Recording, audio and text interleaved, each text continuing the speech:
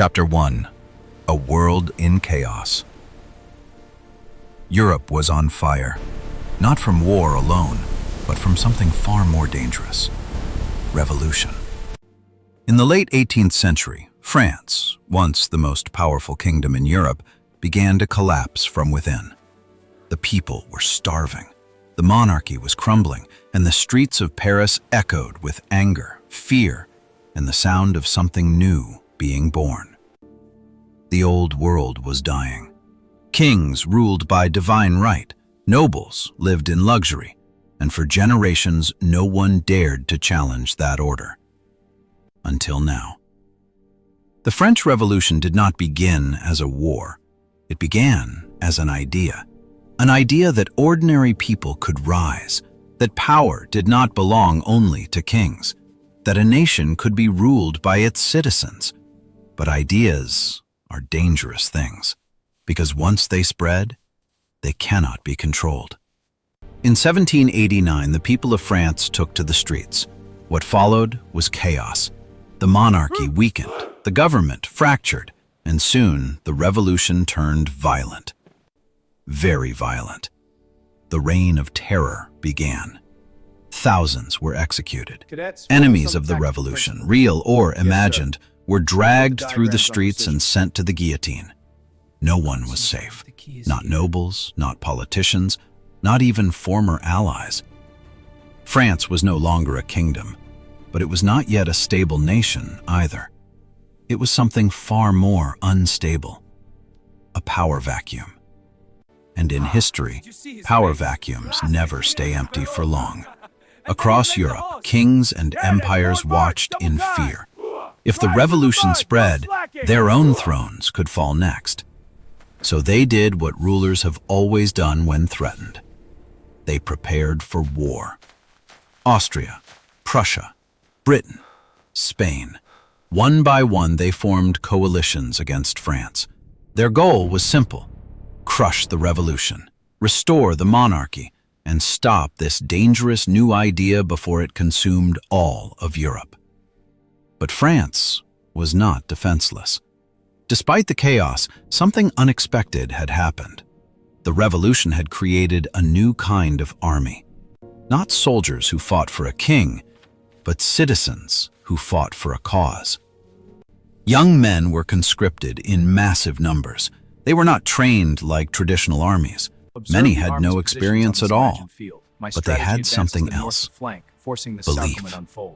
They believed they were fighting for their nation, for their freedom, for a new world. And belief can be more powerful than discipline. Still, belief alone is not enough to win wars. Armies need leaders, and France had a problem. Its experienced generals had either fled, been executed, or were too tied to the old regime to be trusted. The army was large, but it was disorganized, unstable, desperate. France needed someone new, someone who did not belong to the old world, someone who could rise in the chaos. And far from the political madness of Paris, on a small Mediterranean island, that man was already preparing for his moment. His name was Napoleon Bonaparte. At the time, almost no one knew it. He was not a king, not a noble, not even particularly important, just a young artillery officer with ambition far greater than his rank. But Napoleon understood something that many did not. In times of chaos, rules disappear. And when rules disappear, so do limits. He studied constantly: war, strategy, history, the campaigns of great commanders who came before him: Alexander the Great, Julius Caesar. He did not just read about them, he learned from them. While France was tearing itself apart, Napoleon was sharpening his mind, waiting, watching, because he knew this chaos would not last forever. And when it ended, a new order would rise from the ashes. The only question was, who would control it? As the wars against Europe intensified, France needed officers who were bold, intelligent, and ruthless enough to survive. Napoleon was all three.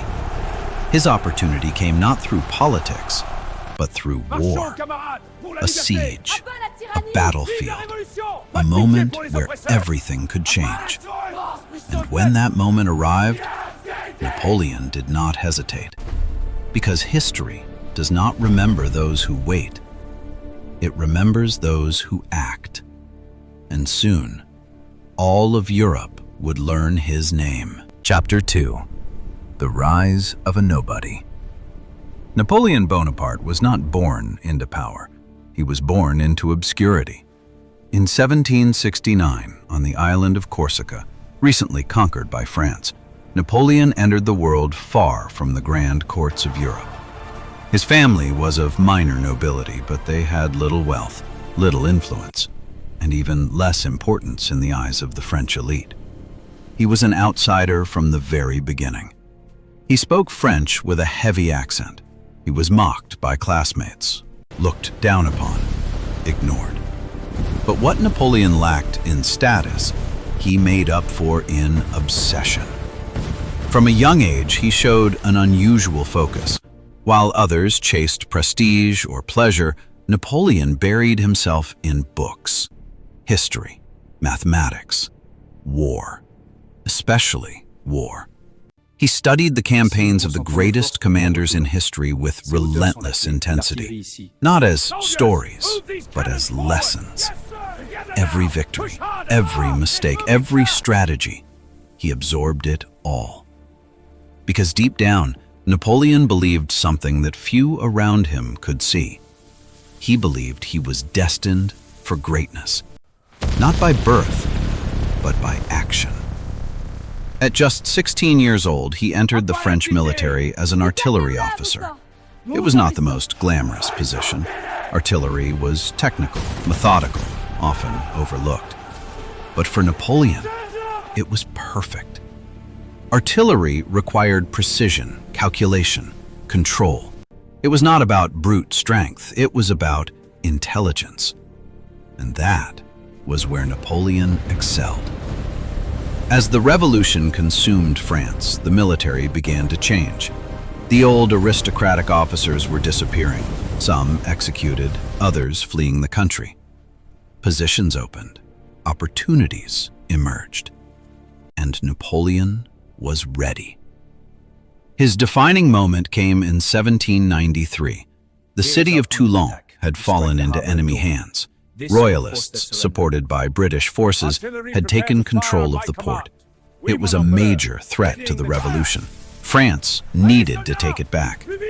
But the siege was failing. Commanders hesitated. Plans collapsed. The army was losing control. Then Napoleon stepped forward. Still young, still relatively unknown, but confident. He proposed a bold strategy. Instead of attacking the city directly, he would target the high ground overlooking the harbor. From there, French artillery could drive out the British fleet and cut off enemy support. It was risky, but it was brilliant. Napoleon was given command of the artillery, and when the moment came, he delivered. The guns were positioned exactly where they needed to be. The bombardment was relentless, precise, devastating. The British fleet was forced to withdraw. Without support, the city fell. Toulon was recaptured. And for the first time, Napoleon Bonaparte was noticed, promoted, recognized. At just 24 years old, he became a general. A nobody had just taken his first step into history. But Napoleon was not satisfied, not even close, because for him, Toulon was not a victory. It was proof. Proof that he was different, that he could see what others could not, that he could win where others failed, and more importantly, that the chaos of France was not a threat. It was an opportunity.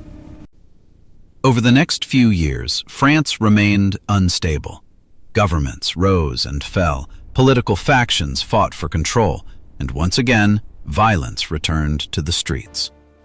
In 1795, a royalist uprising threatened the revolutionary government in Paris. Thousands marched against it, armed, determined to restore the monarchy. The government was desperate. They needed someone who could stop the uprising quickly. They chose Napoleon. His solution was simple and ruthless. He positioned artillery in the streets of Paris, and when the crowd advanced, he gave the order. A blast of grape shot tore through the uprising. The rebellion ended in minutes. It was brutal, efficient, unforgettable, and it sent a message to everyone watching. Napoleon Bonaparte was not just intelligent, he was decisive. He did what others hesitated to do, and in times of chaos, that is exactly the kind of leader who rises. After Paris, there was no going back. Napoleon was no longer just a promising officer. He was becoming a force, a man who could restore order, a man who could win wars. And France needed both. Check your ammo and vest. Soon, he would be given command of an entire army, a broken army, undersupplied, undisciplined, demoralized. Most saw it as a problem. Napoleon saw it as something else entirely, an opportunity to prove himself to all of Europe. Because the next time he stepped onto the battlefield, he would not just be fighting for France. He would be building a legend. Chapter 3. The General Who Never Lost. When Napoleon took command of the army of Italy in 1796, he did not inherit greatness. He inherited failure. The army was starving, poorly equipped, undisciplined. Many soldiers had no boots, others had no food. Morale was almost non-existent. To most generals, this would have been a disaster. To Napoleon, it was raw potential. He looked at his soldiers, tired, hungry, forgotten, and saw something others did not. He saw men who had nothing left to lose, and that made them dangerous. Napoleon understood something fundamental about war. Armies do not fight for supplies. They fight for belief. So he gave them something they had been missing: purpose. He stood before them and spoke not as a distant commander, but as someone who understood exactly what they were going through. He promised them victory. He promised them glory. He promised them riches. And most importantly, he made them believe. Then he did something even more important. He moved fast. Napoleon rejected the slow, rigid tactics of traditional European warfare. While his enemies relied on predictable formations and cautious advances, Napoleon did the opposite: speed, precision, surprise. He divided enemy forces, attacked before they could unite, struck where they were weakest. One victory after another. The Austrians defeated. The Sardinians defeated. Cities fell, armies collapsed, and suddenly the starving army of Italy became unstoppable. Napoleon did not just win battles, he dominated them. His campaigns were studied for centuries because of one simple reason. He made war look effortless. But it wasn't. Behind every victory was calculation. Every movement was deliberate. Every risk measured. Napoleon was not reckless. He was precise. And his reputation began to spread across France, across Europe, across every battlefield where his enemies now feared facing him. But Napoleon was not just fighting with weapons, he was fighting with image. He wrote reports exaggerating his victories, turning battles into legends, turning himself into something larger than life. He understood that power was not only built on victory, but on perception. And soon, people began to believe something extraordinary, that Napoleon Bonaparte could not lose. But war is never that simple. In 1798, Napoleon set his sights on something far more ambitious: Egypt. The goal was not just conquest, it was strategy. By controlling Egypt, France could threaten British trade routes to India, weakening one of its greatest enemies. Once again, Napoleon moved quickly. He invaded Egypt with confidence, and once again, he won. The Battle of the Pyramids became one of his most famous victories. Facing the Mamluk forces, Napoleon used disciplined formations and artillery to completely overwhelm them. Standing before the ancient pyramids, he reportedly told his soldiers, "From the heights of these pyramids, 40 centuries look down upon you." It was more than a battle. It was symbolism. Napoleon placing himself in the timeline of history itself. But Egypt would also reveal something important. Even great commanders have limits. While Napoleon dominated on land, the British controlled the sea, and soon, that became a problem. The British fleet, led by Admiral Nelson, destroyed the French navy at the Battle of the Nile. Napoleon was stranded, cut off from France. For the first time, he was not in control. But instead of collapsing, he adapted, because Napoleon always adapted. He continued his campaign, maintained authority, preserved his image, and when the time was right, he made a decision that would change everything. He left, quietly, returning to France while leaving his army behind. To some, it looked like abandonment. To Napoleon, it was strategy. Because while he had been away, France had changed. Again. The government was weak, corrupt, unstable. The revolution that had once inspired the nation was now failing. People were tired of chaos, tired of uncertainty, tired of waiting for stability that never came. France did not just need a general anymore. It needed a leader. And Napoleon knew it. Because he had learned something on the battlefield. Victory is not just about defeating enemies. It is about taking control. And in 1799, Napoleon Bonaparte was ready to take control of France itself. Chapter 4. The Emperor of France. When Napoleon returned to France in 1799, he did not return as just a general. He returned as a symbol of victory, of order, of something stronger than the chaos that had consumed the nation for years. France was exhausted. The revolution had promised freedom, equality, and a new future. But instead, it had delivered instability, corruption, and endless political struggle. The government, known as the Directory, was weak, divided, ineffective. It could not control the country, it could not inspire the people, and it certainly could not survive much longer. Napoleon saw this clearly, because while others saw a broken system, he saw an opening. He began to gather allies, politicians, military leaders, influential figures who believed that France needed something new, something stronger, not another revolution, but control. The plan was simple: remove the government, take power, restore order. In November of 1799, the moment arrived. The coup d'état began. There was confusion, resistance. Political tension filled the air. The situation could have collapsed at any moment, but Napoleon remained calm, focused. He moved with precision, just like on the battlefield. And within days, the government was gone. France was no longer ruled by a failing republic. It was now under the control of one man, Napoleon Bonaparte. Officially, he became first consul. Unofficially, he held absolute power. But Napoleon understood something critical. Power taken by force is unstable. Power accepted by the people is unstoppable. So he did not present himself as a tyrant. He presented himself as a savior.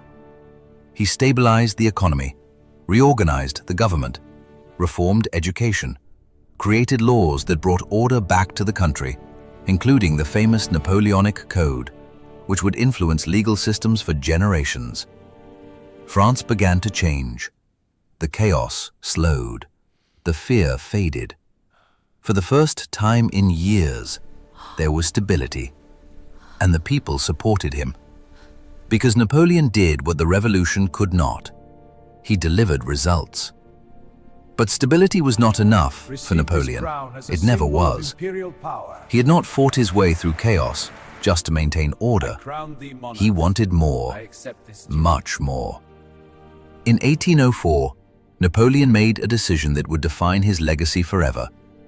He would crown himself Emperor of France. Not elected, not chosen by nobles, but crowned by his own hand.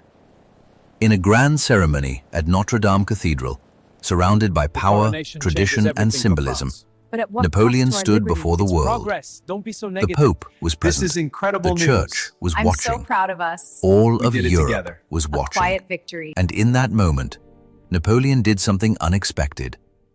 Instead of allowing the Pope to place the crown upon his head, he took the crown himself and crowned himself Emperor. It was a message, clear, unmistakable.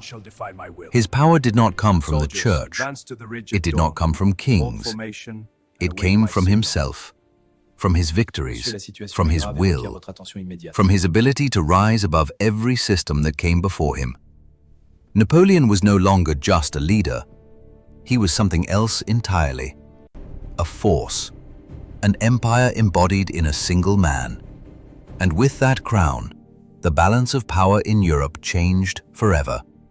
Because kings do not tolerate rivals.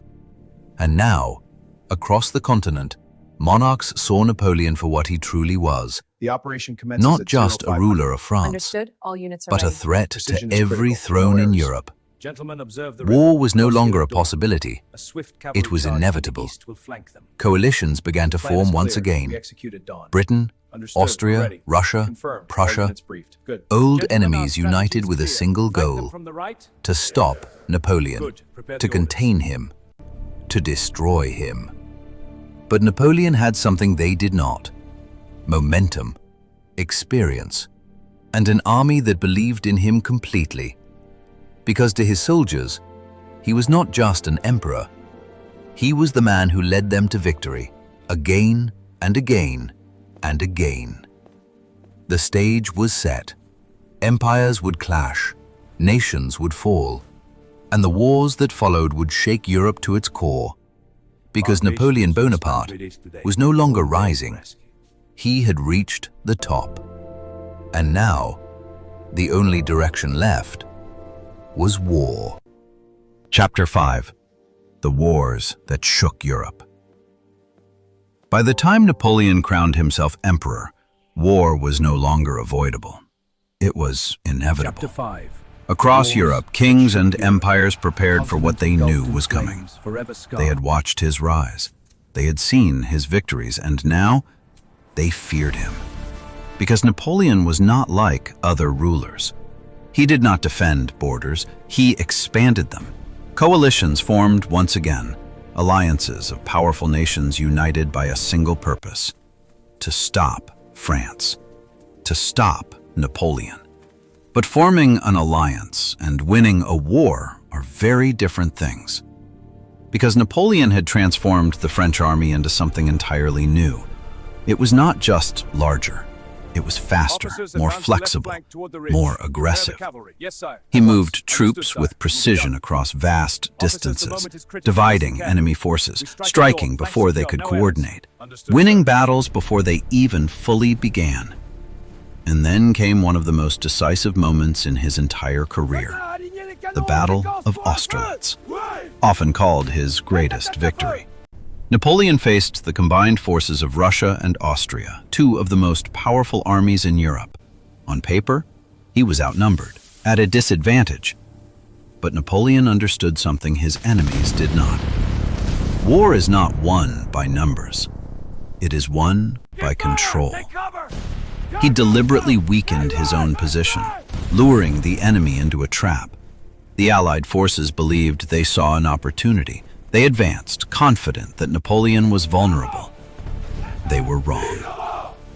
At the perfect moment, Napoleon struck.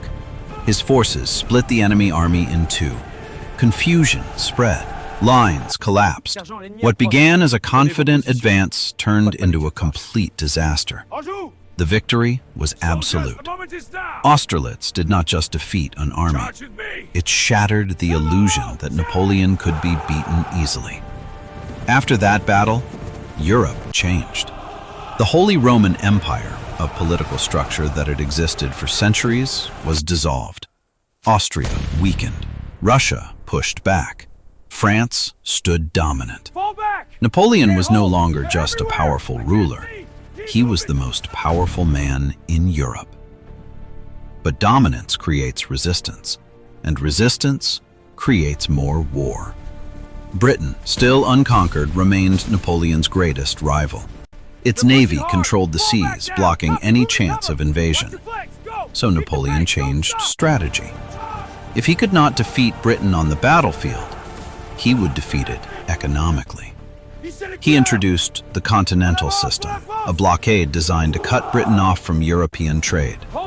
It was ambitious, massive in scale, and difficult to enforce. Because controlling an empire is one thing, controlling an entire continent is another. Meanwhile, new enemies rose. Prussia entered the war, confident, prepared, and quickly defeated. Napoleon crushed the Prussian army with speed and precision, once again proving that traditional warfare could not keep up with his methods. Victory followed victory, campaign after campaign, year after year. It began to feel as if Napoleon was unstoppable, that his empire would continue to grow without limit. But there is a pattern in history. Every empire that rises too fast eventually reaches a point where it cannot sustain itself, where expansion becomes overextension, where control begins to slip. And for Napoleon, that moment was approaching. Because despite all his victories, there was one nation that refused to fully submit. One empire too vast, too distant, too unpredictable. Russia. At first, they had been allies, but alliances built on power rarely last. Tensions grew, trust faded, and eventually, the alliance broke. Napoleon now faced a decision: ignore Russia and risk losing control of Europe, or invade and attempt to force submission. It was the most dangerous decision of his life, and yet, to Napoleon, it did not feel like a risk, because he had never truly failed. Not in a way that mattered, not in a way that stopped him. Every battle had reinforced the same belief, that he could win, that he would win, that he was meant to win. So in 1812, Napoleon made his choice.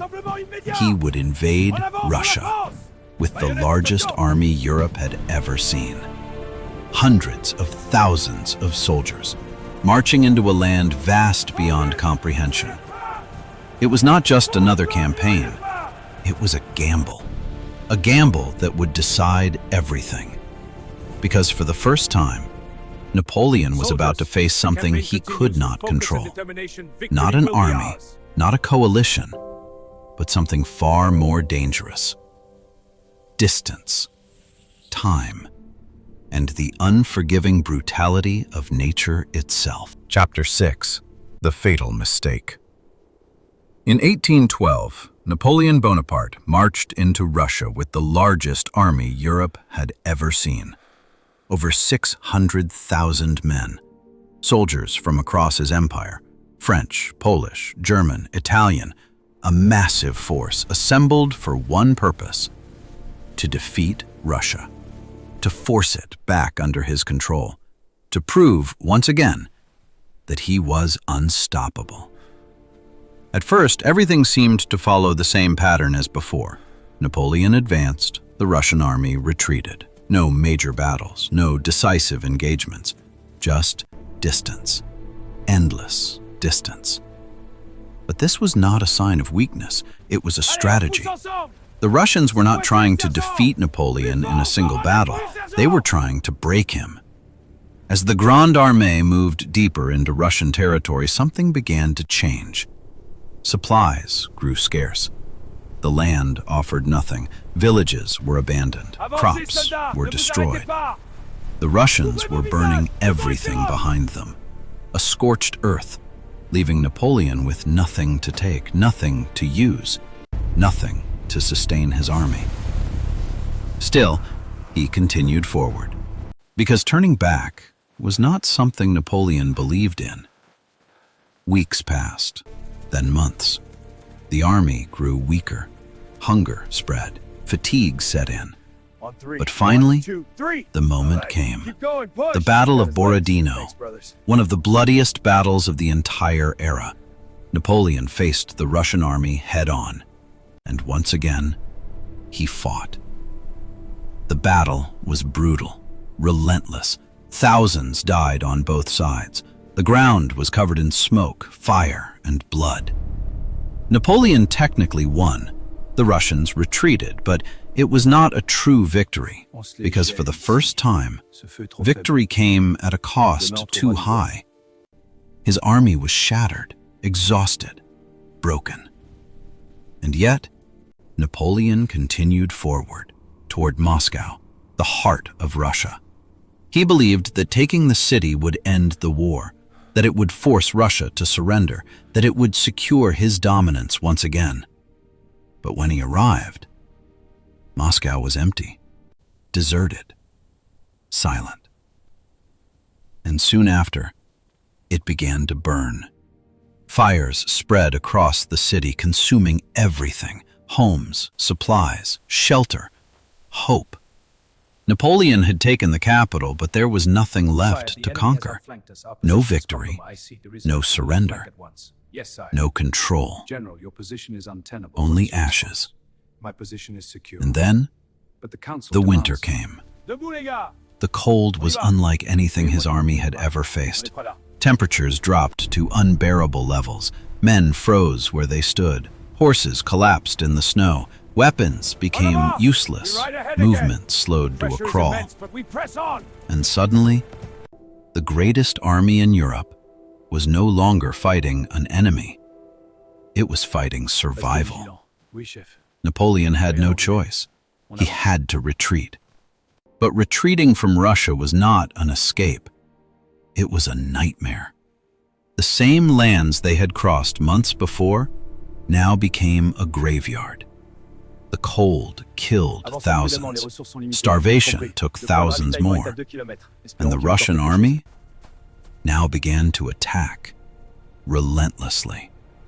Every step back was met with resistance. Every mile cost lives. The Grande Armée, once hundreds of thousands strong, was disappearing, piece by piece, man by man. By the time Napoleon finally escaped Russia, only a fraction of his army remained. What had begun as the greatest invasion in European history ended as one of its greatest disasters. And for the first time, Napoleon Bonaparte had truly failed.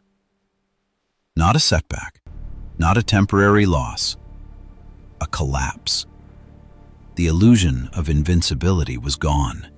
Europe saw it. His enemies saw it. And they realized something they had not believed before. Napoleon could be defeated. And now, they would not hesitate. Because empires do not wait for weakness. They exploit it. And Napoleon had never been more vulnerable. Chapter 7: The Fall and the Last Gamble. After the disaster in Russia, Napoleon was no longer feared as before. He was still powerful, still dangerous, but no longer invincible. And Europe moved quickly. Britain, Russia, Prussia, Austria, once divided, now united with renewed confidence. They had seen the impossible happen. Napoleon had fallen. And now they would finish what Russia had started. War returned. But this time, Napoleon was fighting from a position he had never known before: weakness. His army was smaller, less experienced. His resources stretched thin. Still, he fought, and he fought well. Because even after everything, Napoleon was still Napoleon. He won battles, outmaneuvered enemies, proved again and again that his genius had not disappeared. But war is not decided by a single victory. It is decided by endurance. And Napoleon's empire was running out of it. In 1814, the inevitable happened. Allied forces entered France, advanced toward Paris, and for the first time, the war was no longer far away. It was at his doorstep. Napoleon had a choice: continue fighting or accept defeat. He chose neither. He abdicated, gave up the throne, not because he wanted to, but because he had no other option. The man who had crowned himself Emperor of France was now forced to step down, exiled, sent to the island of Elba, a small island in the Mediterranean, isolated, removed from power, removed from history. Or at least, that was the plan. Because Napoleon Bonaparte was not a man who accepted endings. In 1815, he returned, escaped from Elba, landed in France, and began to march toward Paris once again. What happened next was something almost unbelievable. Soldiers were sent to stop him, to arrest him, to end his return before it even began. But when they stood before him, they did not fire. Instead, they joined him, one by one, unit by unit, army by army. Napoleon did not need to conquer France again. France chose him again. In what became known as the 100 Days, Napoleon reclaimed power, rebuilt his army, prepared for war, one last time. Because Europe would not allow a second rise. They mobilized immediately, a final coalition, a final confrontation. And in June of 1815, it all came down to one battlefield: Waterloo. Napoleon faced the combined forces of the Duke of Wellington and the Prussian army. It was a battle of timing, of positioning, of endurance. And for the first time in years, Napoleon was not in full control. Mistakes were made. Delays cost him. The battlefield turned against him. And when the Prussian reinforcements arrived, the outcome was sealed. Napoleon Bonaparte was defeated. Not strategically, not temporarily, but completely. This time, there would be no return, no second chance, no escape. He was exiled again, but now to somewhere far more distant. St. Helena, a remote island in the South Atlantic, thousands of miles from Europe, from power, from everything he had built. And there, Napoleon Bonaparte lived out the rest of his life, not as an emperor, not as a conqueror, but as a man remembered. A man who had risen from nothing to rule an empire, to reshape Europe, to challenge kings, to change history itself.